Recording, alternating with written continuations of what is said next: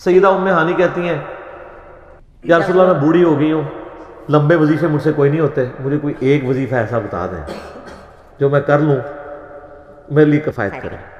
سر جو وظیفہ پھر لیا ہے نا مولا علی کی بہن نے، وہ ایسا وظیفہ ہے کہ مجھے ابھی تک اتنا تگڑا اور کوئی وظیفہ نہیں احادیث میں نظر آیا جس کی اتنی فضیلت ہو۔ آپ علیہ السلام نے فرمایا 100 دفعہ روزانہ سبحان اللہ پڑھ لیا کرو، تمہیں 100 غلام آزاد کرنے کا ثواب ملے گا۔ سر روزہ اگر آپ توڑ بیٹھیں تو ایک غلام آزاد کرنا پڑتا ہے، تو 100 روزوں سے بھی کے برابر یہ آپ سمجھ لیں۔ 100 دفعہ الحمدللہ پڑھ لیا کرو، تمہیں 100 گھوڑے اللہ کی راہ میں جہاد کے لیے بھیجنے کا ثواب ملے گا۔ 100 دفعہ اللہ اکبر پڑھ لیا کرو، تمہیں 100 اونٹ اللہ کی راہ میں بھیجنے کا، قربان کرنے کا، نہر کرنے کا ثواب ملے گا۔ 100 اونٹ، سر ایک اونٹ کی قیمت آلموسٹ 2-2.5 لاکھ روپے، کروڑوں روپے کا وظیفہ ہے جی، ملینز آف ڈالرز کا یہ وظیفہ ہے فری میں۔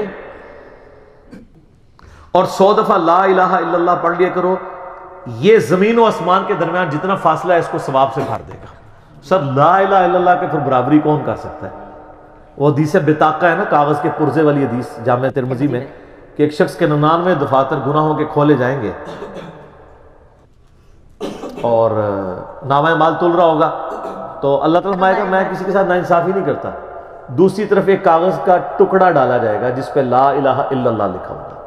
وہ شخص کہے گا یہ ایک ٹکڑا کیا کر سکتا ہے، بس وہ رکھنے کی دیر ہوگی وہ پڑھنا بھاری ہو جائے گا۔ اللہ کے نام سے تو وزنی کوئی چیز نہیں ہو سکتی، اسے کہتے ہیں کاغذ کے پرزے والی حدیث، اس کے لیے جنت کا حکم ہو جائے گا۔ لا الہ الا اللہ کا مقابلہ نہیں ہے۔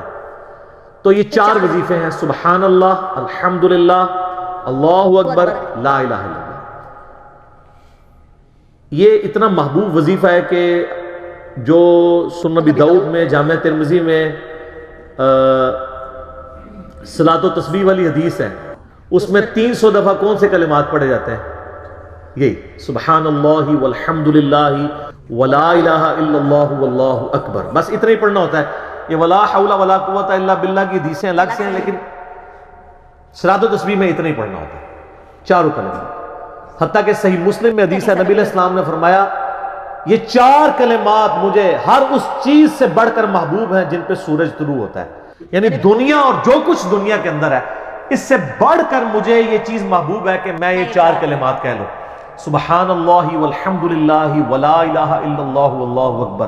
اور صحیح مسلم کی ایک اور حدیث ہے کہ نبی علیہ السلام نے فرمایا اللہ تعالیٰ کو اس سے بڑھ کر کوئی اور کلمات محبوب نہیں ہے، اور یہ حصہ بخاری میں بھی ہے اس کا، اور اس میں اللہ تعالیٰ کی طرف سے کوئی پابندی نہیں ہے، تم ان کی ترتیب بھی بدل سکتے ہو، یعنی سبحان اللہ کے بعد آپ اللہ اکبر پڑھ لیں، پھر لا الہ الا اللہ، کوئی فرق نہیں ہے۔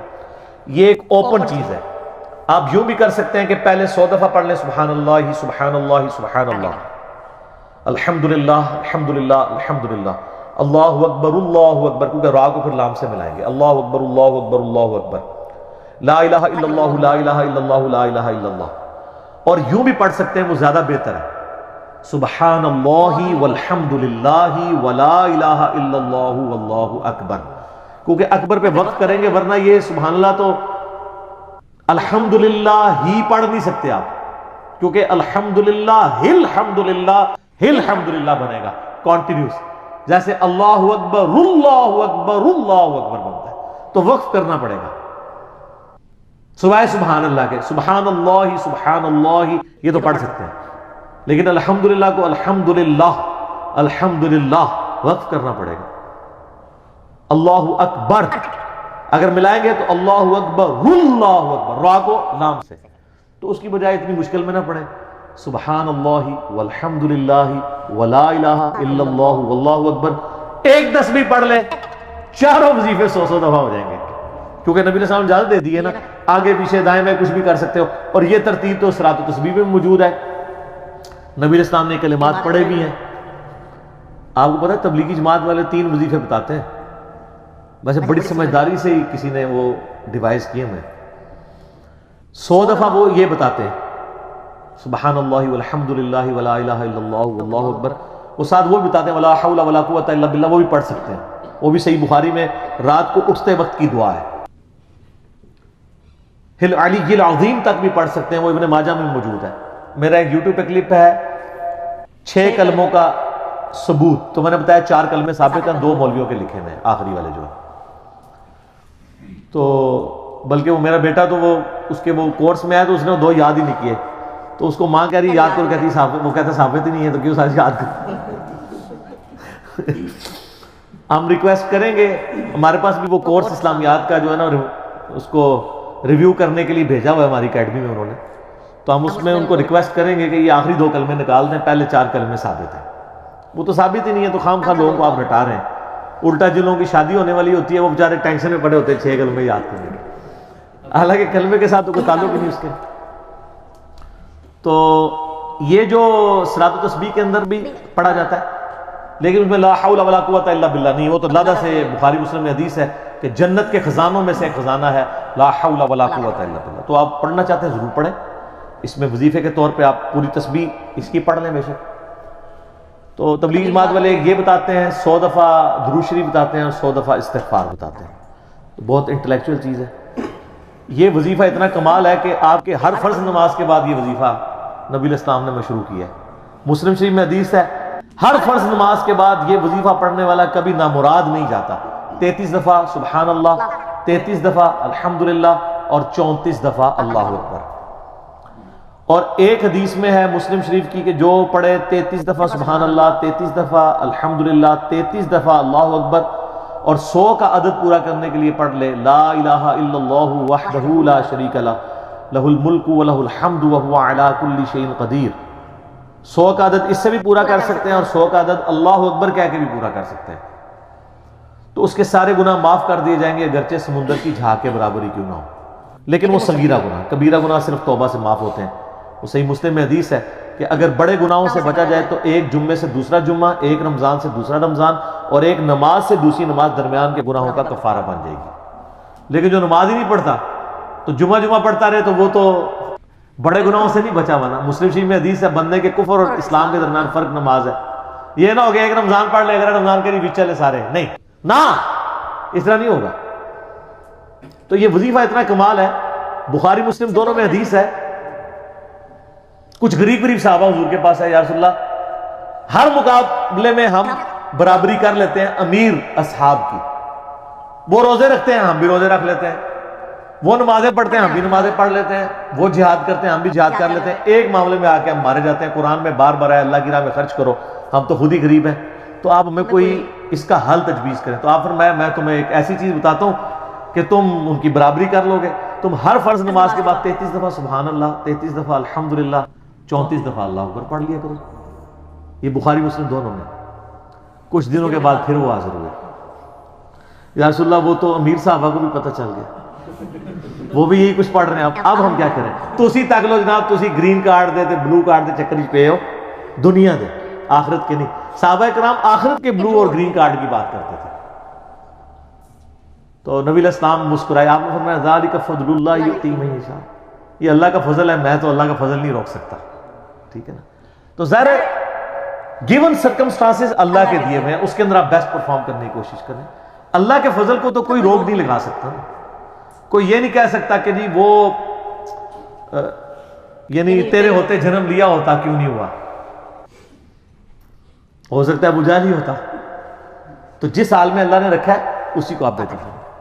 تو اس طرح کی کئی احادیث ہیں جو ان وظیفوں کو سپورٹ. اچھا مسلم شریف میں ایک حدیث میں یہ بھی آیا کہ 10 دفعہ سبحان اللہ، 10 دفعہ الحمدللہ اور 10 دفعہ اللہ اکبر. اگر کسی پاس ٹائم تھوڑا ہے نا تو فرض نماز کے بعد یہ بھی پڑھ سکتا ہے. 10 دفعہ بھی وظیفہ یہ والا کیا جا سکتا ہے. ایک بڑی دقت انگیز حدیث ہے، ہمارے یوسف بھائی نے اس پہ کلپ بھی بنایا ہے، صفین کی راتوں میں. بخاری مسلم دونوں میں حدیث ہے.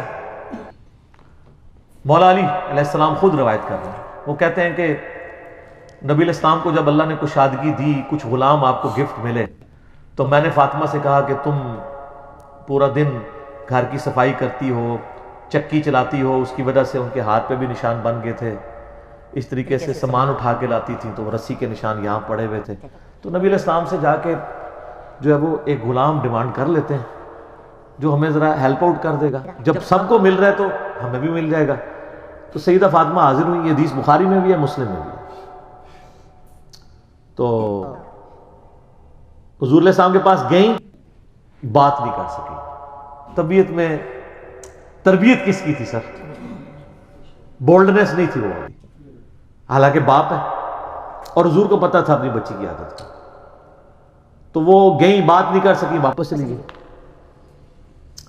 تو حضور علیہ السلام محفل برخاست ہوئی، آپ خود آ گئے. سر وہ حدیث کمال ہے. مولا علی کہتے ہیں میں اور فاطمہ ایک چادر میں لیٹے ہوئے تھے اور نبی علیہ السلام ہمارے گھر میں آئے اور پاؤں کی جانب سے نبی علیہ السلام ہمارے بستر میں داخل ہوئے، حتیٰ کہ آپ کے پاؤں کی ٹھنڈک ہم نے اپنے سینے پہ محسوس کی. یعنی حضور علیہ السلام نے پاؤں کی جانب سے اپنے پاؤں انٹر کیے اور وہ پاؤں سیدہ فاطمہ اور مولا علی کے سینے تک پہنچ گئے تو انہوں نے ان کو سینے سے لگا دیا. سر یہ فرینکنس کسی صحابی کو نصیب ہو سکتی ہے؟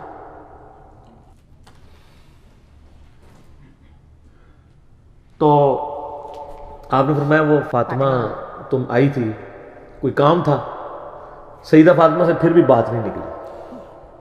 تو حضرت علی کہتے ہیں میں نے نا پھر کہا یا رسول اللہ وہ میں نہیں بھیجا تھا، پورا دن کام کرتی ہے. آپ کی بیوی کہتی ہے ہماری کوئی ذمہ داری نہیں ہے. یہ بھی تو بیوی تھی نا. بخاری مسلم میں حدیث ہے جنتی عورتوں کی سردار ہے فاطمہ سلام اللہ علیہ. تو میں نے غلام کے لیے عرض کیا تھا یہ تھک جاتی ہے، ہمیں ہیلپ آؤٹ کر دے گا. آپ نے صاحب میں تمہیں اس سے بہتر نہ چیز عطا کروں کہ یا رسول اللہ عطا کریں. یعنی آپ لوگ تو سمجھ رہے ہوں گے کہ غلام مانگا ہے تو شاید ایک گھوڑا بھی ساتھ گفٹ مل جائے گا. ان کا جب رات کو بسترے پہ جانے لگو نا تو 33 دفعہ سبحان اللہ، 33 دفعہ الحمدللہ اور 34 دفعہ اللہ اکبر پڑھ لیا کرو. یہ تمہارے لیے اس غلام سے بھی بہتر ہے. یعنی سارے دن کی تھکاوٹ اتر جائے گی. سر یہ بہت بہترین وظیفہ ہے. تو اچھا یہ حدیث مولا علی پوری زندگی سنایا کرتے تھے کیونکہ حضرت فاطمہ اور مولا علی کی ایک محبت بڑی مثالی تھی. پھر لوگ بھی جو ہے نا وہ مولا علی سے پوچھا کرتے تھے وہ فاطمہ والی حدیث تسبیح فاطمہ، اسے تسبیح فاطمہ اس لیے کہا جاتا ہے. تو یہ حدیث جب بیان کی مولا علی نے تو آگے نے تابعی نے پوچھ لیا، بخاری مسلم دونوں میں، کہ حضرت علی کہتے ہیں کہ وہ دن ہے آج کا دن ہے، میں نے کبھی یہ وظیفہ چھوڑا نہیں ہے. سر استقامت تو خود مل جاتی ہے. جس کے بسترے میں جا کے نبی علیہ السلام وظیفہ سکھا رہے ہوں تو وہ پوری زندگی اس واقعے کو کبھی بھول سکتا ہے کہ مجھے خود آ کے میرے بسترے میں آ کے اور حتیٰ کہ آپ کے قدم مبارک میرے سینے سے لگے تھے، اس حال میں حضور نے مجھے یہ تحفہ دیا ہے، وہ تحفہ کوئی بھلا سکتا ہے؟ تو تابعی نے کہا کہ مولا علی سے کہا کہ کیا جنگ صفین کی راتوں میں بھی آپ یہ وظیفہ پڑھا کرتے تھے جب مسلمانوں پہ اتنا مشکل وقت تھا، آپ میدان جنگ میں تھے؟ آپ دیکھیں 30 سال کے بعد مولا علی کو تلوار دوبارہ اٹھانا پڑی اسلامی نظام کو بچانے کے لیے. تو مولا نے کہا ہاں صفین کی راتوں میں بھی میں نے کبھی یہ وظیفہ نہیں چھوڑا. تو اس پہ وہ کلپ بنایا تھا صفین کی راتوں میں. یہ اتنا کمال کا وظیفہ ہے. اللہ تعالیٰ ہمیں اس وظیفے پہ استقامت دے اور کچھ نہ کر سکیں یہ ضرور کیا کریں. بخاری مسلم حدیث ہے، عائشہ کہتی ہیں نبی علیہ السلام نے فرمایا کہ اللہ تعالیٰ کو سب سے بڑھ کر محبوب عمل وہ ہے جو مستقل مزاجی سے کیا جائے خواہ تھوڑا ہی کیوں نہ ہو، بنسبت اس عمل کے جو بہت زیادہ ہو لیکن مستقل مزاجی سے نہ ہو. ایک بندہ ایک دن 1000 دفعہ سبحان اللہ پڑھتا ہے، اگلے دن 10 دفعہ پڑھتا ہے، اس سے بہتر روزانہ ہی 10 دفعہ پڑھ لے. تو یہ وظیفہ 100 دفعہ پڑھنے کے لیے کوئی زیادہ ٹائم ریکوائرڈ نہیں ہوتا. آپ روٹین میں ہیں، آپ پاس دونوں آپشن ہیں، الگ الگ کر کے پڑھ لیں تب بھی ٹھیک ہے، ایک ہی دفعہ میں پڑھ لیں سبحان اللہ والحمدللہ ولا الہ الا اللہ واللہ اکبر تب بھی درست ہے. اور فرض نماز کے بعد تو اور کوئی وظیفہ، ایک آیت الکرسی والا وظیفہ اور یہ تسبیح فاطمہ والا وظیفہ اور تکبیر بلند کرنا، استغفار پڑھنا، اللہم انت السلام منک السلام، سارے اذکار اس میں لکھے ہیں. چند ایک وظائف تو ضرور پڑھیں اور اس میں یہ والا وظیفہ کبھی نہ چھوڑیں. یہ بہت ایکسٹرا آرڈنری وظیفہ ہے. مغرب کی اذانیں شروع ہو چکی ہیں، بقیہ سوالات انشاءاللہ اذان مغرب کے وقفے کے بعد انشاءاللہ.